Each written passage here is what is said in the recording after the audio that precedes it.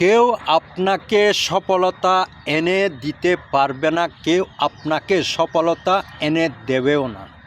আপনি যদি আপনার চিন্তা ভাবনা দিয়ে যদি আপনি কোনো কাজে যদি আপনি অগ্রসর হতে না পারেন, কেউ আপনাকে সফলতা এনে দেবে না এবং সফলতা আনার জন্য কেউ আপনাকে বলবেও না।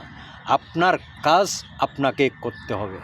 এবং অতীতে যারা বড় বড় হয়েছে, যারা সফলতা এনেছে, তারাও কিন্তু নিজের মেধা এবং চিন্তা দিয়ে কাজ করে সবাই সফলতা এনেছে। আপনি তাদের যারা সফলতা এনেছে তাদের পেছনের গল্পটুকু একটু শুনবেন, তারা কিভাবে সফলতা এনেছে। এই সফলতার গল্প যদি আপনি শুনেন, আপনি আশ্চর্য হয়ে যাবেন তাদের পেছনের গল্প। তাদের পেছনের গল্প যে কত ভয়ঙ্কর তা কেউ জানে না।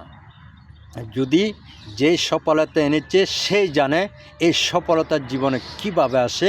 তাদের পিছনের গল্প অনেক কঠিন। এদের পিছনের গল্প শুনে আপনি যদি বুঝতে পারেন, তাহলে আপনার জীবনে আপনিও সফলতা আনতে পারবেন, আপনার জীবনটাকে আপনি ইতিহাসে লেখাতে পারবেন। তা না হলে কখনো আপনার জীবনে আপনি সফলতা আনতে পারবেন না। কারণ সফলতা আনা অনেক কঠিন, আশা করা অনেক সহজ। কিন্তু আশা করে অনেকে জড়ে যায়, কিন্তু সফলতা আনতে পারে না। কারণ কেউ কষ্ট করতে চায় না, কিছু কষ্ট করে থেমে যায়। আসলে জীবন কখনো থেমে থাকে না, জীবন আপনার চলে।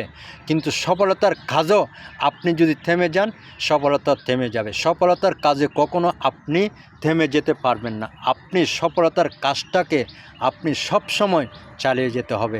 তাহলে আপনার সময় একটু লাগলেও আপনার সফলতা কিন্তু আপনার সামনে আসবে।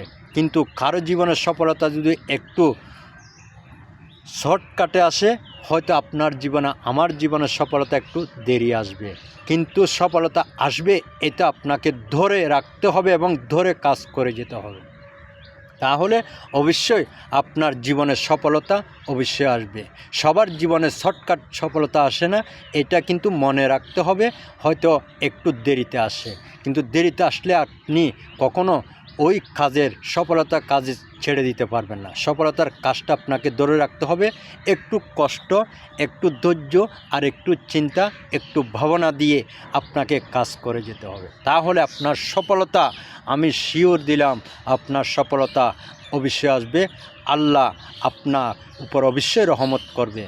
আল্লাহ কাউকে নিরাশ করে না, সৃষ্টিকর্তা কাউকে নিরাশ করে না। তিনি আপনাকে আমাকে সৃষ্টি করেছেন, তিনি আপনার চিন্তাকে, আপনার বুদ্ধি, আপনার জ্ঞানকে অবশ্যই কাজে লাগার জন্য সৃষ্টিকর্তা অবশ্যই সহযোগিতা করবেন। কিন্তু আপনাকে ধৈর্য ধরে কাজ চালিয়ে যেতে হবে। এটাই হলো আপনার জন্য একটি করণীয় কাজ, এটাই হলো আপনার জন্য ধৈর্য, এটাই হলো আপনার জন্য বুদ্ধি কাটিয়ে কাজ, এটাই হলো আপনার জন্য। এবং চালিয়ে যেতে হবে। চালিয়ে যেতে যদি না পারেন, তাহলে আপনি থেমে গেলে কখনো সফলতা আসবে না। প্রিয় ভাই ও বোনেরা আমার, সবাই কষ্ট করে যেই কাজে আছেন সেই কাজে কখনো বিফল যাবে না, কাজ চালিয়ে যান।